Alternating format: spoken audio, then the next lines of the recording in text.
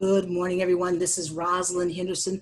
You are at the webinar Leading Yourself into Personal Greatness, and I am your host, and I'm also the owner of Leadership Keys. Well, my mission is to help leaders fill in their skills gaps so that they are rocking it in business and they are reaching for higher dreams. How did I get into leadership? Well, I got into it because for 30 years I was a teacher with Inglewood Unified School District. There were a lot of scandals. There were financial ineptitudes, so much so that within those years, we were taken over by the state of California. How embarrassing. And on top of that, it hurt to see that the community, parents, and the students were being disserved. I wanted to know what good leadership looked like. I entered into a John Maxwell leadership program, which helped me do a 360. I learned so much about the nuances of leadership, and it raised my game as a teacher, and it raised my game. I was better able to organize parents, to organize teachers, to organize the district so that it was more effective. So you are in good hands. So let's talk about our agenda today. We're going to be talking about the 3 pillars of creating and building that personal greatness that is already in you. Pillar number 1 is going to be self-awareness. 2 is going to be putting boundaries, saying no to yourself. And 3 is about purpose. It is about purpose. But before we even jump into the content, what is personal greatness? What is personal greatness? Well, I want to tell you the story from the Bible, from the book of Matthew, for illustrative purposes only. There was a master who had 3 slaves, and he gave them varying amounts of talents according to their abilities. One had 5 talents, one had 3, one had 1. And he said, take good care of these talents. I'm going my way. I'll be back. And so the one with 5 talents pushed up his sleeves and he got to work. He came up with some creative ways to not only multiply these 5 talents, but to multiply it by 2. The one with the 3 also worked hard, did what he could, and multiplied his 3 talents. The one who had the 1 talent decided, I'm scared. And he buried that 1 talent 6 feet under in the ground. Eventually, the master comes back. He wants to settle accounts. He asks the one with the 5 talents, so what did you do with the 5 talents that I gave you?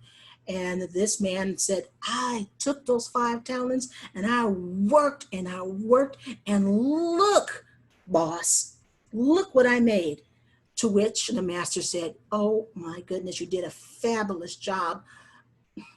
I am very pleased with you. The one with the 3 talents.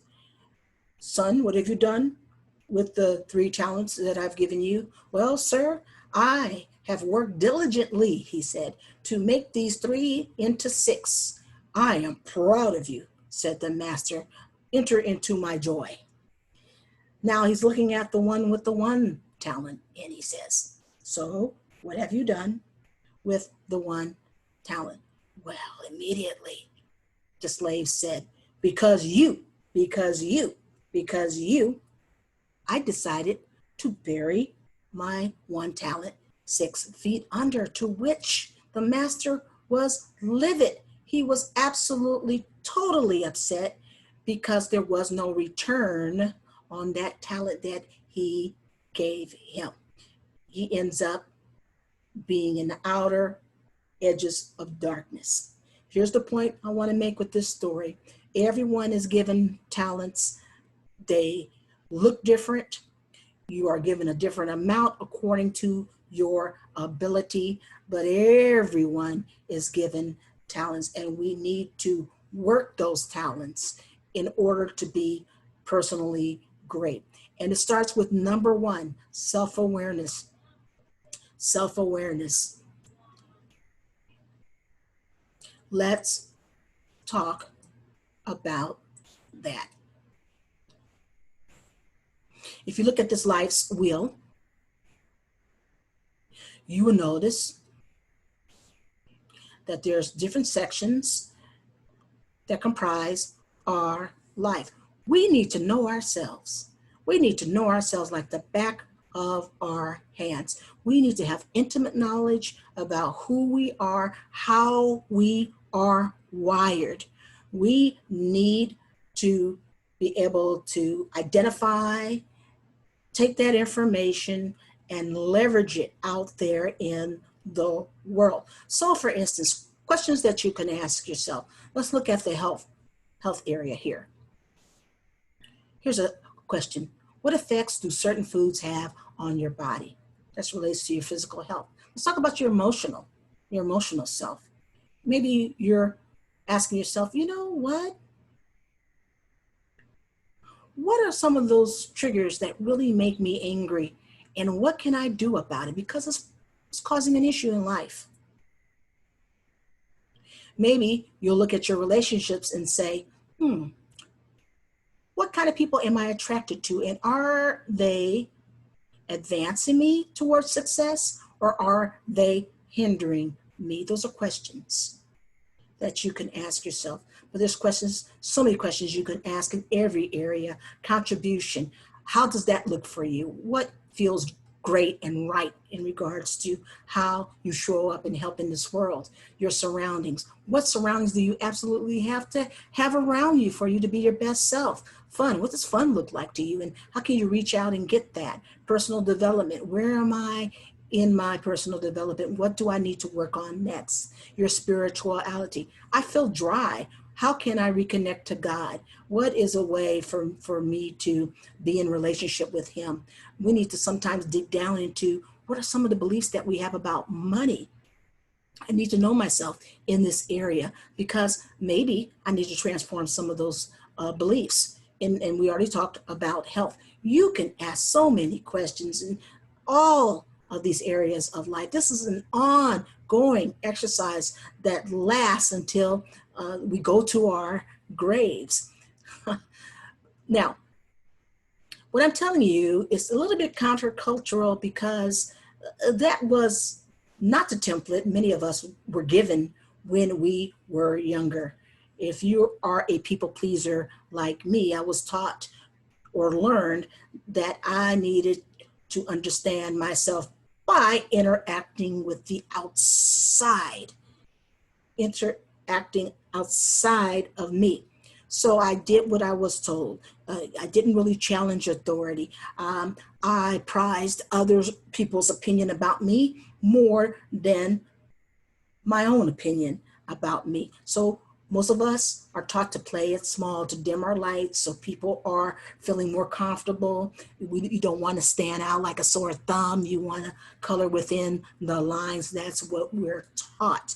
And we do it for a specific reason. We want the smile from the teacher. We want to belong to our parents. We want to get a high five from other people like our pastor until we wake up. I began to wake up at about 17. I was graduating from St. Michael's Elementary School, and I sat down with Sister Glenn Ann. She wanted to have one last consultation with me. Rosalind, she said, what do you want to do when you leave high school? What are your plans? Well, sister, you know what? I would love it if I could be the first in my family to go to college. She scowled as she was looking at my paperwork, and she said, Rosalind, with a B plus average, can I tell you what my opinion is? Okay, sister, I said. If I were you, I'd become a secretary. It was as if she threw an arrow right in the center of my heart, and I really began to second guess myself. However, the good news is that 2 weeks prior, I had attended an orientation at Loyola Marymount University. And during that welcome meeting, the professor said 2 words that I hung on to. He said, all of you are elite students. Elite students. Wow. I was given a choice. Was I going to hang on to the words of Sister Glen Ann, be a secretary? Or was I going to hold on to the professor's the words, you are an elite student? I chose to use you are an elite student as a mantra. I said it. I said it over and over again. I am an elite student. I am an elite student until I began to believe it. I entered in to Loyola Marymount University, graduated in 1984, went on to get my teaching credential. Then a few years later, went on to get my master's in education from Cambridge College, all because I chose to grow in self-identity. Why do you want to be self-aware? Well, how does it help you? Number one, it's going to help you make better decisions, because you know who you are, where you're going, you know what's essential and not essential to get there. You're going to be coming up with decisions that fit your circumstances. It's going to enhance your self-esteem. If you know who you are and you accept yourself as is, that is absolutely empowering when so many people in this world lack self-esteem. If you're exercising your strengths, that's a big plus, because the more you do that, the more creative you are, the more you tend to be ingenious, and the more you are fulfilled. Why do you want to be self-aware? Last, who wants to get into comparisons? When you are self-aware and you begin to really accept who you are, why do you insist on being a pear tree? And why are you jealous of that pear tree over there when you are a peach tree? That's who you are. And so rain down peaches, and I tell you, people are going to come to be fed by your peaches. You need to know who you are. To do that, to know yourself like the back of your hand, first and foremost, you need to know that this is about mindset.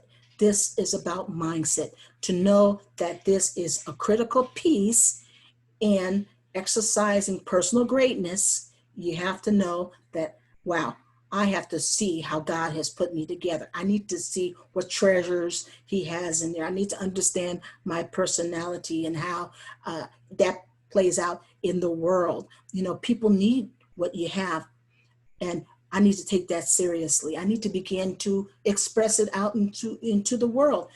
I need to share what my true opinions are. I need to share my talents and my preferences. I just need to be me. That is potent, to be yourself, unapologetically yourself. That's personal greatness. Here's a couple of exercises that I'd like for you to use to touch self-awareness. At the end of the day, take 10 minutes at the end of your day and go through your day and ask yourself, did I learn anything about myself today? What worked today? What do I want more of? What do I want less of in my day? For instance, perhaps you were communicating and using your presentation skills. You say to yourself, I want to find more ways in which to do that, because I see that that's a strength. You might find, on the other hand, that you dissected your day and you realize, gosh, you know, I am just realizing that I tend to snap at Lucy a lot. what is it about Lucy that makes me so angry? And what can I do to just intervene when I want to snap at her? You see patterns of behavior because you're sitting back, objectively looking at yourself. This is a great exercise. Number two, to become self-aware, I'm also going to suggest that you journal. I love to journal. I journal because, again, I want to know what my processing is like. I want to see patterns of thoughts and behaviors. I want to know who I am. Sometimes I get revelations about who I am and how I can use different parts of me in certain ways out there in the world. And there's no wrong way. There's no wrong way to journal. Sometimes I'm drawing pictures and I'm writing notes. Sometimes I'm just free flowing and I'm just writing down thoughts and ideas. There are times that I will use a prompt to get me started thinking down a certain path. But whatever you do, use these exercises as a way to really understand who you are, how you are wired, and when you take that information, figure out how to use it out in the world, you are experiencing personal greatness.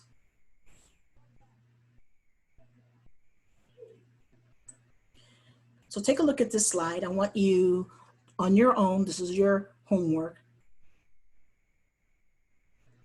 write this down, something to journal on.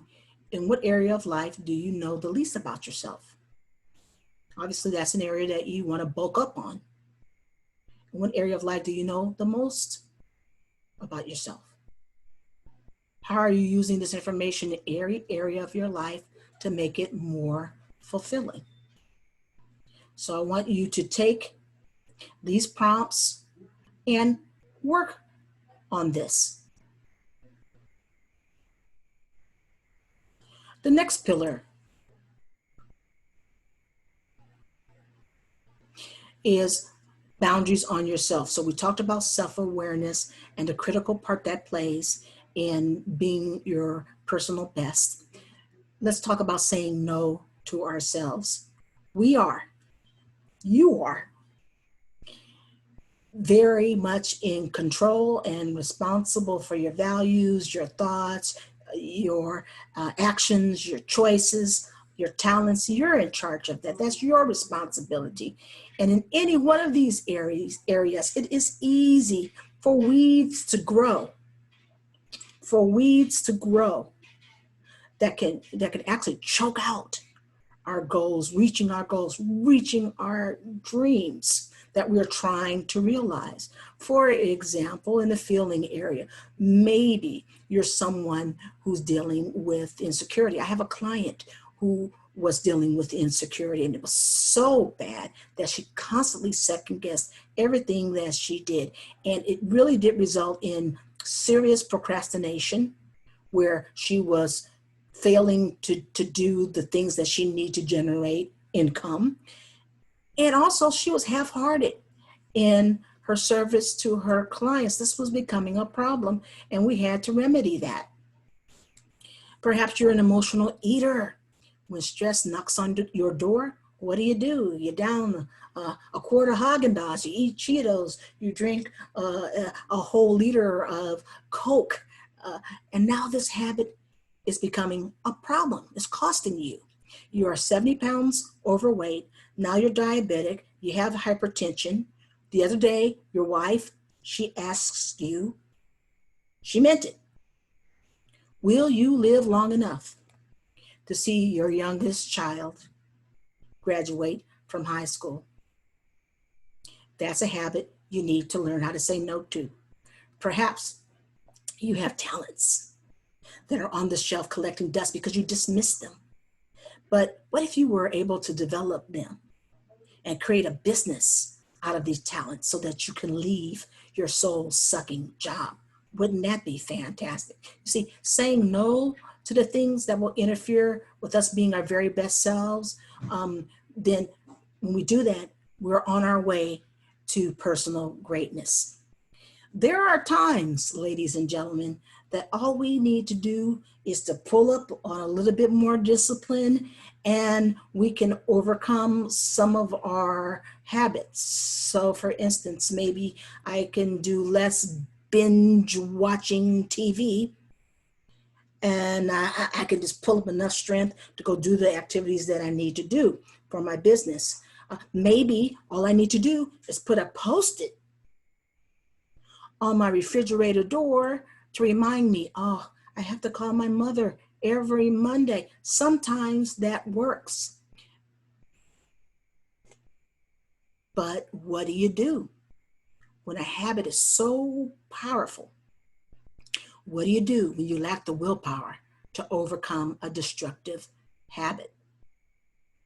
To be honest with you, you and I are finite beings. We have only so many resources and so much information in us. When you are stuck, please reach out to others. Please reach out to others. And there are great benefits in doing that, ladies and gentlemen. You get fuel. You get fuel.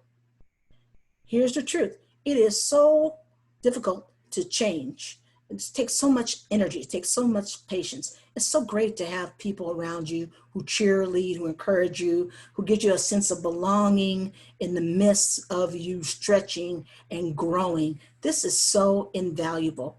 What else do you get when you reach out to people? Well, you get intelligence. You get intelligence. We all need that. Albert Einstein says it great. He says, we cannot solve our problems with the same level of thinking that created them. We need new strategies, new ideas. So find someone who has overcome the very thing you're looking to overcome, because they are a resource. They can help you reframe the issue. They can be your guide along the journey. So get information. Getting information is key to growing out of an unhealthy habit. You can go to a friend, you can go to a therapist, you can go to a support group to get that help. The last thing you get when you step out of yourself and ask for help, you get modeling. I have to be honest with you, as exercise goes, I'm not great. So what I have done is I have asked in the past a good friend who's an exercise buff. I've asked her to walk with me on Mondays and Wednesdays, and we did just that. She is a no-nonsense person. She's there on time. We're working out for an hour, and she tries to push me past the hour. It's as if by hanging around with her, I was able to download some of her willpower. And in time, I began to see that I was better able to be more independent and to be a more dependable walker for myself. So whatever you lack in life, I want you to find someone who can model the behaviors that you need so that you can get help with willpower and so that you can overcome any habit.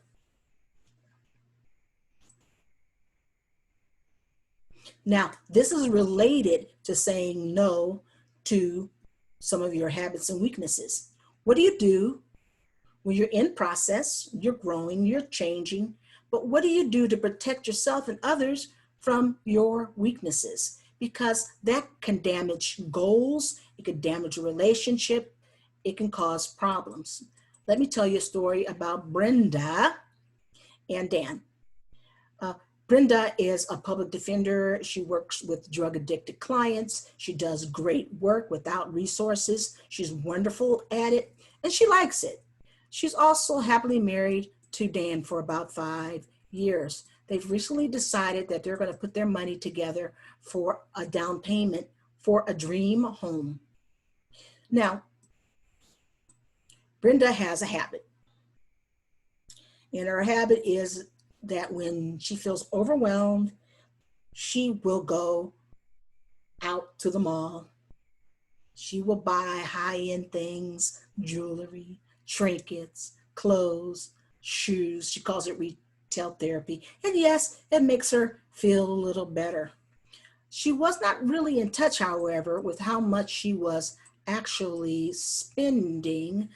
But one day, her husband Dan was looking at bills. He opens up the credit card statement and he goes, "Oh my goodness." Brenda had spent thousands of dollars on trinkets. She had told Dan in the past that she had problems with impulses when it came to money, but now he saw it in black and white and he said, "Ooh, my wife needs help. What should they do? What could they do?" Well, they had a talk, long talk with each other. And it was decided that Brenda was going to hand her credit card to Dan for safekeeping. So if she wanted after work to do some window shopping, if that made her feel better, fine. But if she wanted to purchase something, she had to go to Dan and they had to do the pros and the cons of buying certain items. This was difficult. This was difficult for Brenda. In fact, she tore her hair out for the first few months. Dan had to remind her on several occasions, "Why are we doing this? We're doing this because we want to save up for a down payment for that dream home."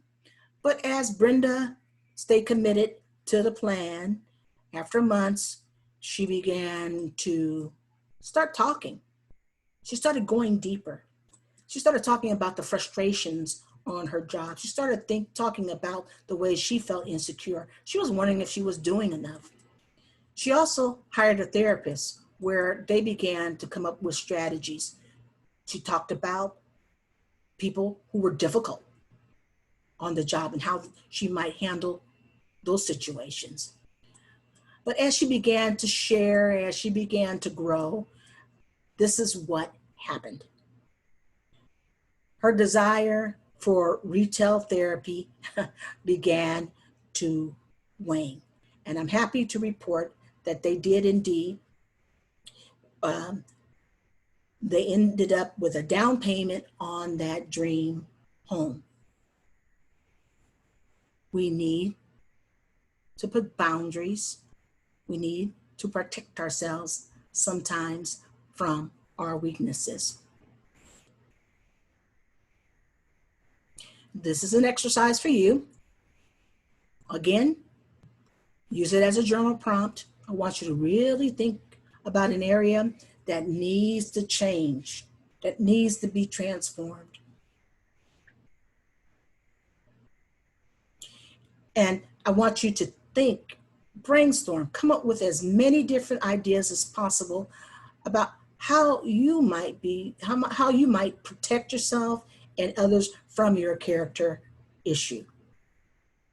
And then pick the best strategy, implement it, and see if it works.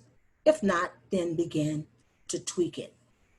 This is how you take hold of your life. Okay, so what have we talked about so far? Talked about personal greatness. We talked about self-awareness and the importance of that. We talked about the importance of saying no to ourselves and protecting ourselves from our weaknesses. Now, if you're going to be someone who's exercising personal greatness, you have got to leverage your purpose, your calling. When I talk about calling and purpose, the ultimate reason why you're here, there's a lot of people who go, "Oh my goodness, Rosalind, all I want is a good job. If I have a good job and I'm able to put a roof over my kids' heads, if I'm able to buy them clothes and, maybe get the youngest one here in a private school, I am doing well." So for a lot of people, this whole concept fades in their mind. Why am I here? How am I showing up to serve the world? But to be very honest with you, it is critical to our personal greatness. Our purpose comes in all shapes and sizes. One person might be into inventing new surfing techniques. Another purpose might be in politics. Another person is really interested in leading the church choir. The failure to exercise your passion is going to lead to boredom. Do you know that boredom is a stressor? So many people hate getting out of bed in the morning. They hit the snooze button 1, 2, 3, 4, 5 times and report being satisfied and even depressed when they even think about going to work because they are not doing what they love. On the other hand, when you're doing what you love, there's a sense of meaning. There's a sense of meaning. When you're doing what you love, it's easy to lose track of time. Your focus is sharp. Time seems to stop. There comes those revelations. You have creative ideas and special inklings that improve what you do. Committing to your craft means that you become an expert in it. And this in turn creates opportunities for an ability to increase your income. The late, great Kobe Bryant of the LA Lakers, he called it being in the zone, being in the zone. When he was shooting the basketball, he said he would enter a space where there was supreme confidence in him. His focus was locked in. All the noise somehow faded, and it was just him and that basketball. And we know what he could do with that basketball. Amazing things. He can throw the game-winning shot from 50 feet away and make the basket. Or we would watch him be seriously off balance and somehow get the basket through the hoop. Or he was in a sea of defendants and would dunk in the middle of them. And we are clapping. We think he's supernatural. We're in awe. But genius comes out of our passion. The most important part of operating out of your passion is that it adds value to other people's lives. Through your talent, through who you are and exercising that, you can help heal people. You can change the direction. You can give them inspiration. You can share wisdom. It's all because you showed up and you invested your time, your energy, your money, and your heart into a project or into a person. I recently fell in love with Kelly Clarkson's new song, Broken and Beautiful, and it just summarized how I think, my philosophy. It was a song that was affiliated with the movie Ugly Dolls. The lyrics mentions things like being a strong woman who has faults but wants to be accepted. Beautiful lyrics. And then on top of that, the way in which she sang it, I was in awe. She hit notes that I didn't even know were there. She's highly talented. Her skills feed my soul. It enriches my life. When we regularly exchange our gifts, our passions, if we take that seriously, we are building up people. We're building up our community in very specific ways. So in order to be great, we need to hone and share our calling. Rosalind, how do you find your passion? There are quite a few ways. You can go back to your childhood. Children are just so instinctive. They just are who they are. I know, for example, I have a 1-year-old grandson. This gentleman sings the songs, he claps on beat, and I know that whatever he does in the future, it has to incorporate some element of music in some way, shape, or form. For you, what interest did you have in childhood that you now maybe took that interest and you put it on the shelf where it's gathering dust? You were a skateboarder at one time. You loved your easy bake oven. It was always cooking. You were part of a debate team. How can you interweave different aspects of that and explore? Well, what's another way to find your passion? Ask family and friends. What do you talk about over and over again? They'll tell you. Maybe you're someone who's always talking about organic foods and what it could do for your body. Maybe you're someone who's concerned with police brutality and how they end it. Maybe you're into dogs. You are a dog lover and you know about the different types and personalities of dogs. Whatever it is, the question is how can you incorporate this love into your career or your business? How can you find your passion? Well, experiment with new things. Experiment with new things. That's adventuresome. That's exciting. You can do that in the simplest of ways. You're a Democrat, go have coffee with a Republican.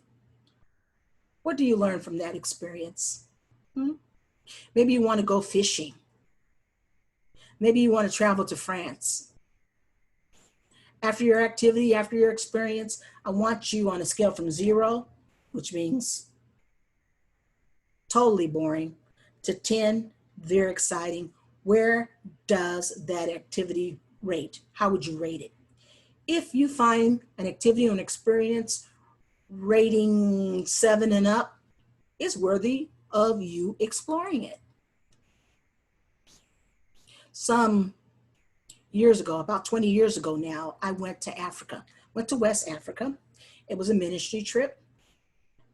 It was, wow, a 10-day ministry trip packed with a lot of activities and met villagers, went to a lot of churches, went to slave castles, was on tours. And what that did was open up another side of me that I never knew was there. I am now very, very passionate as a result of that trip, passionate about African history, African American history, and genealogy. That was the result of this trip. It even surprised me. How do you find your passion? The thing that wakes you up in the morning?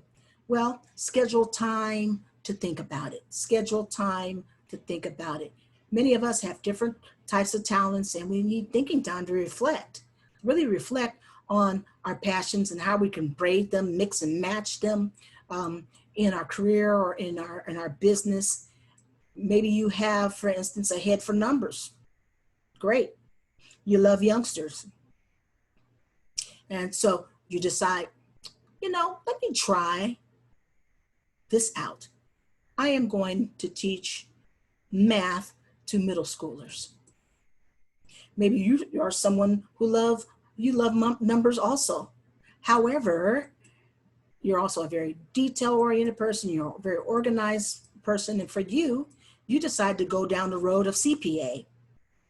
But when you have time to really munch and chew and reflect on what your personality is like and your strengths and talents, then you are able to inquire and to try on different ways of operating in the world. So carve out 30 minutes 3 times a week and do a little repackaging and who you are and what you're about. Spend time unearthing, polishing, and using your talents to greatly improve the quality of your life and lead to personal greatness. Here's an exercise. Again, this is a journaling exercise that I want you to consider. What passion do you think you'd like to take off the shelf and polish so you can incorporate it into your business or career? What new experience are you ready to have to find your passion? Take time and explore those 2 questions.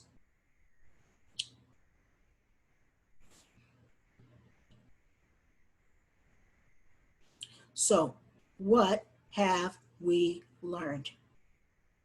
How do you express your personal greatness? Well, what we've learned is this, that number 1, to be committed to learning about who you are and how you rock it in business and in life. You need to know who you are. Be committed to self-awareness. Number 2, dedicate yourself. Dedicate yourself to growing out of habits that undermine your goals. Put boundaries and protect yourself from your weaknesses so that you are protecting your goals and relationships as a result. And last, keep reinventing yourself. How do you do that? By knowing what your interests are, what your passions are about, and learning and relearning how to mix and match them so you're living the optimal life. You can use these three pillars as a foundation to building personal greatness. Until next time, everyone, peace and blessings.